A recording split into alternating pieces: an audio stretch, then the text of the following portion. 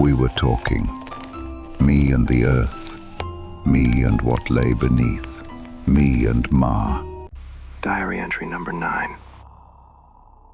The Trembling, circa 1955 to 1957. My name is Edward. This here's my diary. Written for nobody. And yet for everyone who thinks the earth is still. It ain't. It whispers. It trembles. It remembers. And if you dare to kneel down and lay your hand on it, you'll feel what I feel.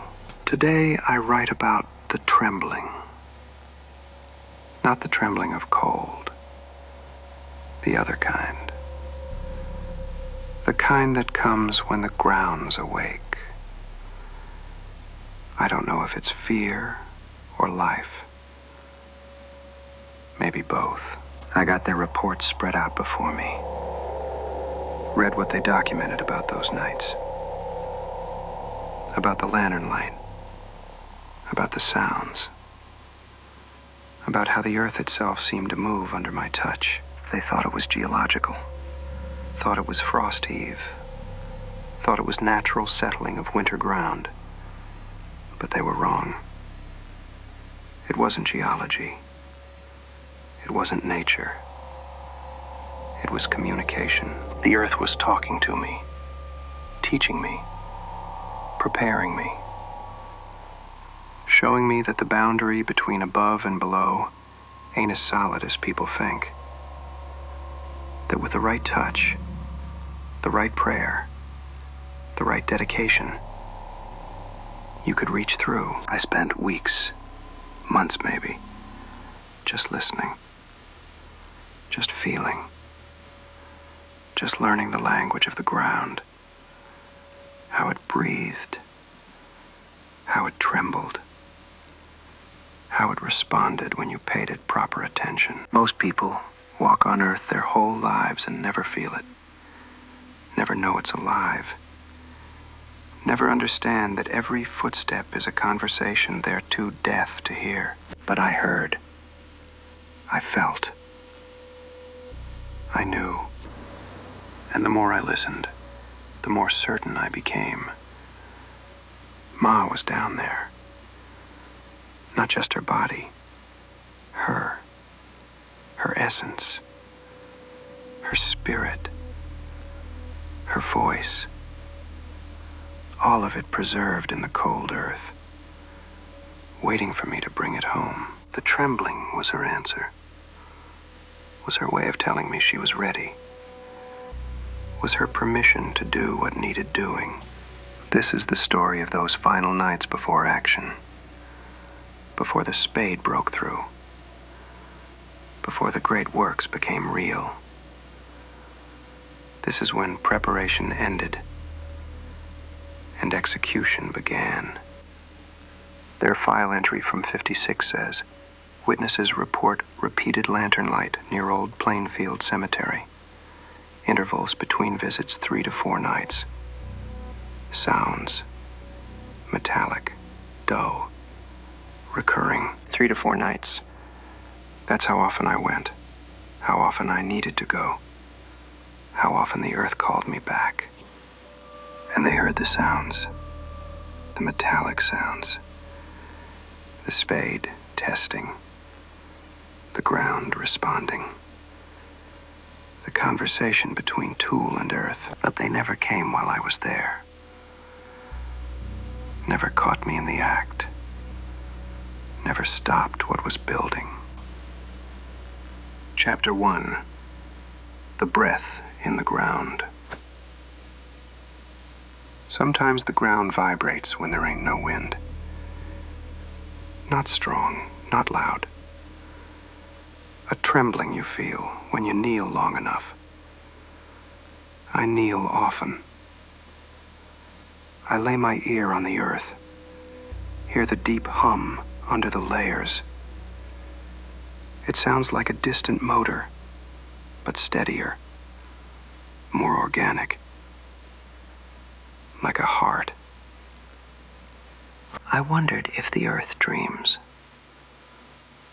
And if it does, if it dreams of us. Forensic note states, recurring ground settling in northeast section. No evidence of geological activity. Frost lines stable. No geological activity. That's what they wrote. Because they couldn't explain it. Couldn't understand why the ground was settling just where I knelt. Just where I pressed my hands. Just where I spoke my prayers. It wasn't settling. It was responding, was answering, was showing me it heard. I stayed there till my knees went numb. When you stay long enough, you lose the feeling of yourself. Only the ground remains. I like that. I like when I become less, and the earth becomes more. The vibration had rhythm, had pattern, had meaning if you knew how to listen. 3 pulses, then pause. 3 pulses, then pause. Like Morse code, like heartbeat, like language. I started responding, pressing my palm down 3 times, waiting, feeling the ground pulse back. 3 times, then pause. We were talking, me and the earth, me and what lay beneath, me and Ma. In a city that never sleeps, where every light hides a story, and every night whispers, what if? One man turns the impossible into your next experience. Mitchie Sander, the name behind Vegas's most exclusive nights. Private villas, secret shows, tables no one else can book. From the Strip to the sky, your access begins here. You don't wait in lines, you walk through velvet ropes. Because in Mitchie's world, the world waits for you. Discover the art of living at mitchiesander.com. Vegas, done the way it was meant to be. People walked over this ground every day. Walked to graves. Walked to funerals. Walked without feeling nothing. Without knowing nothing. Without understanding that every step was treading on something alive. But I knew. I felt. I understood. And the more I communed with the ground, the more it opened to me. The more it showed me. The more it promised. Chapter 2. Memory in the Frost. Ma said people are only borrowed. When you die, Earth takes back what belongs to it. I think she meant that more literal than most believe. I remember the first night, I felt the trembling. I thought it was my heart. But when I held my breath, I heard it continue. Steady. Deep. I laid my hand on the ground, and there was warmth. Not much, but enough to know something down there lived. Something that didn't want to sleep. Psychiatric evaluation from 58 notes. Subject describes Earth as alive. Shows tendency toward identification with nature as animated entity. No insight into reality distortion. Reality distortion, that's what they called it. Because I could feel what they couldn't. Because I knew what they refused to know. Because my reality was bigger than theirs. The Earth is alive. That ain't distortion. That's truth. That's knowing. That's seeing past the lies that people tell themselves to feel safe. Dead things don't tremble. Dead things don't pulse. Dead things don't warm your hand when you touch them. But the earth did all that, which meant it wasn't dead, which meant what was in it wasn't dead neither. Not really. Not truly. Just sleeping. Just waiting. Just needing someone to wake them up. Sometimes I think the warmth comes from the souls lying down there. Maybe they talk to each other. Maybe they talk to me. I press my ear to the ground and hear conversations. Not words exactly. More like tones. High and low. Fast and slow. Happy and sad. A whole language of feeling transmitted through the earth. And I learned to speak it. Learned to respond. Learned to say with my hands and my breath what words couldn't say. I'm here. I understand. I'll save you. Chapter 3. The Earth's Voice. That night she spoke again. Not in words, in rhythms. A steady knocking, deep and patient. I answered with my hand, knocked back. And the trembling changed, like she'd heard me. I know how this sounds. But those who laugh never listened. Earth ain't a grave. It's a mouth. It eats. It talks. It breathes. And sometimes it spits out things you'd rather not see. I asked, "You there, Ma?" No answer. But the ground twitched. Just brief. Like a hand stirring in sleep. Investigation memo states, subject possibly present at cemetery multiple times. No grave opening detected. Minor ground deformations documented. S. Minor ground deformations. That's what they called it. Professional language for something they couldn't explain. Scientific words for mystery they couldn't solve. The ground deformed because I was reaching. Because my prayers were penetrating. Because the barrier between above and below was starting to thin. They documented it, measured it, photographed it. But they never understood it. Never understood that what they were seeing was love, was devotion, was a son reaching for his mother through 6 feet of earth and frost. I went home and lay down, but the trembling stayed in me. It traveled from belly to hands to tongue, into dreams.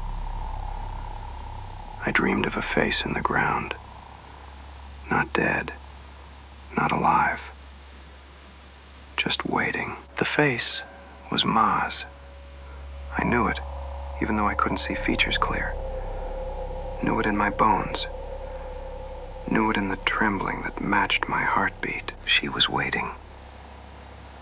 She was ready.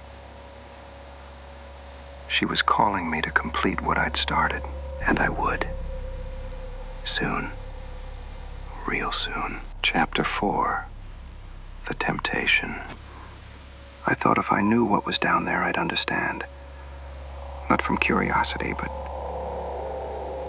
from duty. When Earth speaks, you got to answer. I stood at the window, lantern in hand, a spade against the wall. I knew I shouldn't, but knowing is weak against calling. Frost was hard. Night was still. I went. Every step was a prayer. I counted them. 12, 13, 14. At 15, I heard the trembling again. It was under my feet, like a cat stretching.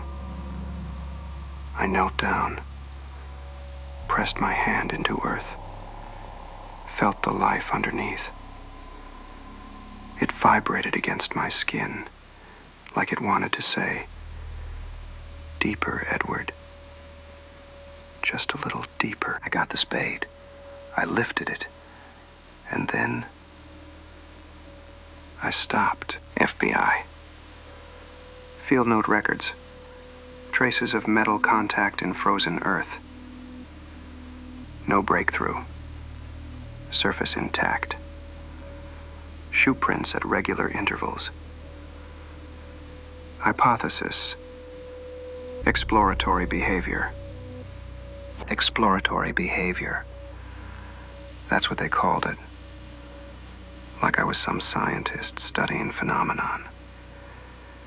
Like I was curious instead of compelled. But they were half right. I was exploring, was testing, was learning exactly how hard the ground was, how deep the frost went, how much force I'd need when the time came. The spade touched earth, but didn't break through. Not yet. Not that night. Because something stopped me. Something said, "Not yet. Not ready." Wait, maybe it was Ma's voice. Maybe it was my own fear. Maybe it was the earth itself saying, "Patience. Patience. All things in their time." So I stopped. Pulled the spade back. Stood up. Walked home. But the temptation stayed. Grew. Became not temptation, but necessity. Became not want, but need. Became not choice, but destiny. I would return. I would dig. I would bring her home. Just not yet. Not quite yet. Chapter 5. The Prayer. I knelt and whispered. Words I didn't know. They came by themselves. Like old songs that live in veins. I didn't understand them. But they felt right.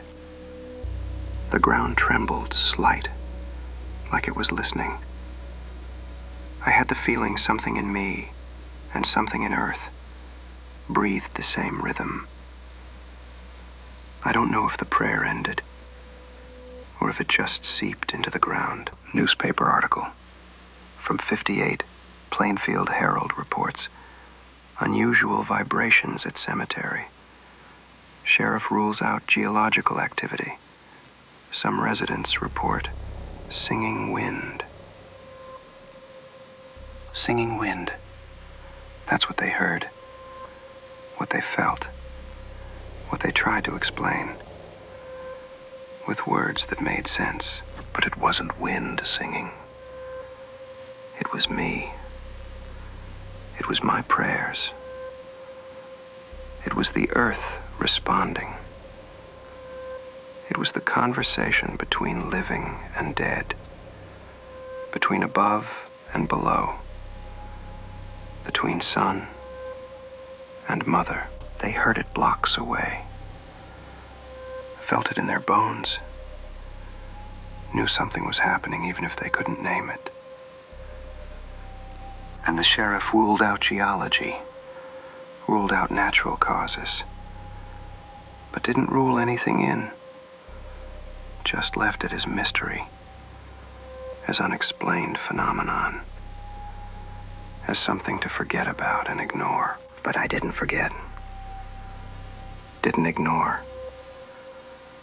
Knew exactly what it was and what it meant. When I came home, my hands still trembled, but not from cold. It was like I'd touched something alive, and it had touched back. The prayer had worked, had connected, had opened the channel between me and what lay below. Now all I had to do was widen that channel, deepen it, make it big enough to pull her through. Chapter 6. The night after. I barely slept. The bed felt like earth that breathes. I turned, searched for rest, found only the echo of my prayer. In darkness, something vibrated in the wall, soft, steady. I stood up, laid my hand on it. Same trembling as outside. I smiled. The house had learned. Morning came, and everything was still. Too still. I went outside and the air was heavy. Sun shone, but without warmth. I saw my own tracks from the evening. They were clear, unwashed.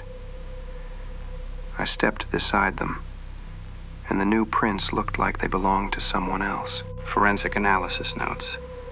Soil samples show minimal settling and surface layer. No evidence of animals. Possible human activity at intervals. Human activity at intervals. That was me. My visits. My prayers. My preparation. They took soil samples, analyzed them, studied them under microscopes. Looking for what? For proof? For explanation? For reason? But soil can't tell you why. Can't explain devotion. Can't show love. All it could show was disruption, was contact, was evidence that someone had been there touching, pressing, communing with the earth. I understood that stillness ain't the end of movement. It's just the holding before. Ominous. The calm before action. The breath before the plunge. The silence before the great works begin. Everything was ready. The ground was ready. I was ready. Ma was ready. All that remained was choosing the night. The right night. The perfect night. Chapter 7. The Trembling of the Earth. Next night, frost came back. It stretched the ground tight, pulled it smooth, like it wanted to make everything forgotten. But I knew what lay underneath.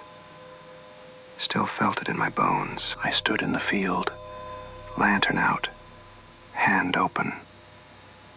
No wind, no sound. Just the trembling. Deeper this time. Longer. Like an answer finally given. I whispered, I'm here. The ground went quiet. But it was different quiet. Not empty. Expectant. I knew I'd return. Not to listen, but to speak. Final investigation note states, subject observed regularly near cemetery. No witness statements of direct interference. Investigators note unusual ground activity within 20-meter radius. 20 meters. That's how far the trembling spread. How far my prayers reached. How wide the connection had grown. They measured it, documented it, drew maps showing the affected area with me at the center. But they never stopped me, never arrested me, never even questioned me, because I hadn't done nothing wrong. Not yet. Not technically. Not legally. Just a man visiting a graveyard. Just a son mourning his mother. Just someone who felt things others couldn't feel. Nothing criminal about that. Nothing they could charge. Nothing they could prove. So they watched. They documented. They waited. And while they waited, I prepared. The trembling grew stronger each night. The connection deepened. The channel widened. Sometimes, lying in bed with my ear against the wall, I still hear it. The trembling. It sounds like breathing. Maybe it's mine. Maybe it ain't. Maybe it's hers. Maybe it's the earth itself. Maybe it's the sound of barriers breaking, of boundaries dissolving, of the dead and living becoming one. I don't know. Don't need to know. Just need to feel it. Just need to follow it.